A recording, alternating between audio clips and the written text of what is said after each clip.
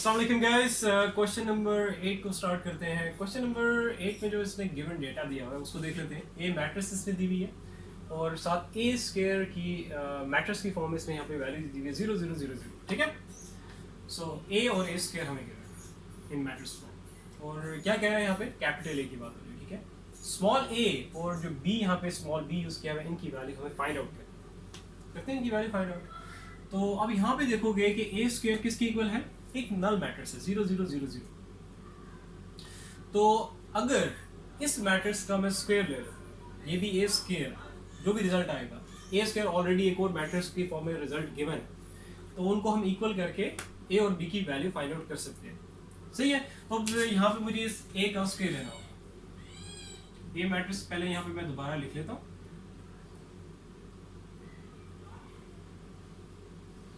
अब मैं ए square find out करना है। ए स्क्वायर मींस टू से कि ए मैट्रिक्स को अगर मैं ए से ही मल्टीप्लाई कर दूं तो मेरे पास क्या रहेगा, ए स्क्वायर आ जाएगा। ए मैट्रिक्स आपके सामने है 1 a 2 b, इसको इसी से ही मल्टीप्लाई कर दूं 2 b। ठीक हो गया। अब दो मैट्रिसेस को जब आप मल्टीप्लाई करते हो तो मल्टीप्लिकेशन कैसे होगी, फर्स्ट मैट्रिक्स की जो फर्स्ट रो है इसको सेकंड मैट्रिक्स के दोनों कॉलम्स हैं उनके साथ पहले मल्टीप्लाई करना है एंड देन फिर सेकंड रो की तरफ आगे। ठीक है, पहले इनको जरा कर देते हैं। तो 1 1 जा 1, फिर प्लस का साइन, फिर 2 ए से होगा तो ये 2 ए आ जाएगा। चलते जाओगे, फिर थोड़ी सी स्पेस छोड़नी है आपने। अब फर्स्ट रो को फर्स्ट कॉलम से तो कर दिया है, इसके बाद क्या होगा, फर्स्ट रो को सेकंड कॉलम से करना है, इसलिए स्पेस छोड़ना। 1 को 2 से करोगे तो ये आ जाएगा 2, फिर प्लस का साइन, फिर 2 को b से करोगे तो ये आ जाएगा 2। चलते जाओगे। अब फर्स्ट रो को हमने फर्स्ट मैट्रिक्स की फर्स्ट रो को सेकंड मैट्रिक्स की दोनों कॉलम से कर दी है। अब हम लोग किसकी तरफ आएंगे, फर्स्ट मैट्रिक्स की सेकंड रो। अब इसको सिलेक्ट करेंगे और इनको अब इस सेकंड रो को इन दोनों कॉलम से मल्टीप्लाई करेंगे, जस्ट लाइक हमने फर्स्ट रो के साथ फर्स्ट रो को यूज करते हुए सेकंड मैट्रिक्स के जो दो कॉलम्स थे उनको आपस में मल्टीप्लाई किया। ठीक है, अब हम लोग इस पे सेकंड रो की तरफ ए को 1 से करेंगे तो डेफिनेटली ये आ जाएगा प्लस, बी को ए से करोगे तो अल्फाबेटिकल ऑर्डर में इसको अरेंज कर दो, A B 2a plus B का स्क्वायर। ठीक हो गया। तो ये हमारे पास आ गया है ए का स्क्वायर। अब ए का स्क्वायर इसको यहाँ पे मैं कह देता हूँ, ये हमारे पास आ गई इक्वेशन नंबर फर्स्ट, और ये जो हमारे पास आ गई इसको मैं कह देता हूँ इक्वेशन नंबर सेकंड। इसको साइड पे लिख लें, साइड पे वैसे स्पेस तो है लेकिन इट्स बेटर मैं इसको यहाँ पहले साइड पे लिख लेता हूँ। ए स्क्वायर जो सेकंड इक्वेशन है, ठीक है, जो आ गई, तो ये हमारे पास क्या रहेगा 1 + 2a, जो आ गया है उसको मैं साइड पे लिख लेता हूँ। फिर इन दो इक्वेशंस को भी मैंने कंपेयर करना है एंड देन फिर आगे चलते हैं 2b 2a + b स्क्वायर।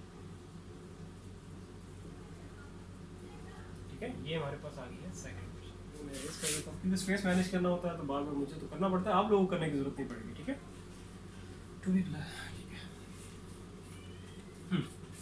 इसकी भी जरूरत नहीं। अच्छा, अब दो इक्वेशंस अगर आपके पास हो, मैथमेटिक्स ये कहती है कि दो इक्वेशंस आपके पास ऐसी हैं कि जिनकी लेफ्ट साइड अगर सेम है, इक्वल है, तो उनकी राइट साइड को आप इक्वल करके लिख सकते हो। और इसी तरह अगर राइट साइड, दो इक्वेशंस की अगर राइट साइड सेम है, इक्वल है, तो उनकी लेफ्ट साइड को इक्वल करके लिख सकते हो। ठीक है, तो इस फर्स्ट इक्वेशन और सेकंड इक्वेशन की ये देखोगे आपके पास जो लेफ्ट साइड है ए स्क्वायर और ये भी ए स्क्वायर, जो कि अभी हम लोगों ने फाइंड आउट किया है, अब इक्वल है, सेम है, तो उनकी राइट साइड को हम इक्वल करके लिख सकते हैं। सो अब लिखोगे by comparing equation 1 and 2, तो हमें क्या चीज़ मिलेगी। आप लाजमी नहीं है कि लेफ्ट फर्स्ट इक्वेशन की जो राइट साइड है उसको पहले ही लिखो, बाद में भी लिख सकते हो। ठीक है, डोंट वरी, मैं उसको बाद में लिखूंगा। इसकी जो सेकंड इक्वेशन की जो लेफ्ट साइड है उसको, सॉरी लेफ्ट नहीं, राइट हैंड साइड है, उसको मैं पहले लिखूंगा। ठीक है, तो हमारे पास क्या आ जाएगा 1 + 2a, क्योंकि इक्वल है ना, तो आप लेफ्ट साइड, मतलब ये कोई रिस्ट्रिक्शन नहीं है, कोई फिक्स्ड रूल नहीं है कि आपने फर्स्ट इक्वेशन की राइट साइड वो पहले ही लिखनी है, वो बाद में भी लिख सकते हो, है तो इक्वल ही दोनों। ठीक है, क्योंकि लेफ्ट साइड इक्वल आ चुके हैं तो इन दोनों की इक्वल है, तो आप मर्जी है जो सी पहले रखो। तो इट्स कन्वीनियंट कि अगर आप इसको जो क्योंकि ए और बी जो कि हमें फाइंड आउट करना है, तो जो चीज़ फाइंड आउट करनी होती है मैं पहले भी आपको कह चुका हूँ, उनको आप लेफ्ट पे रखा करो। ठीक है, सो ए और बी यहाँ पे मौजूद है, इसलिए बेटर है कि आप उनको लेफ्ट पे रखो। सो दैट्स वाई मैं इसको लेफ्ट पे लिख रहा हूँ। ठीक है, या यूँ कैसे इसको मैं पहले लिख रहा हूँ 2 + 2b a plus A B क्या देगा 2a प्लस बी का स्क्वायर। ठीक हो गया, चलो जी। और जो हमारे पास फर्स्ट इक्वेशन की जो राइट साइड थी इसको मैं यहाँ पे लिखूँ। चलो भैया नेक्स्ट आगे चलते हैं। अब आपने क्या करना है, क्योंकि हमें क्या चीज़ चाहिए, ए और बी की वैल्यूज फाइंड। अब यहाँ पे देखो आपके पास मल्टीपल ऑप्शंस है, तो आपका सबसे जो इजीएस्ट ऑप्शन होगा आपने उनको पिक करना है, ठीक है। अब करना क्या है, पहले मैं यहाँ वर्डिंग उसकी लिखता हूँ, वर्डिंग लाजमी लिखनी है आपने, ठीक है। दो मैट्रिसेस हैं, ठीक है, बीच में इक्वल का साइन है, तो आप क्या करोगे, बाय कंपेयरिंग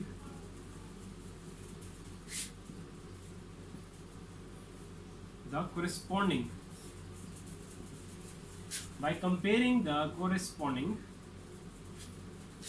elements,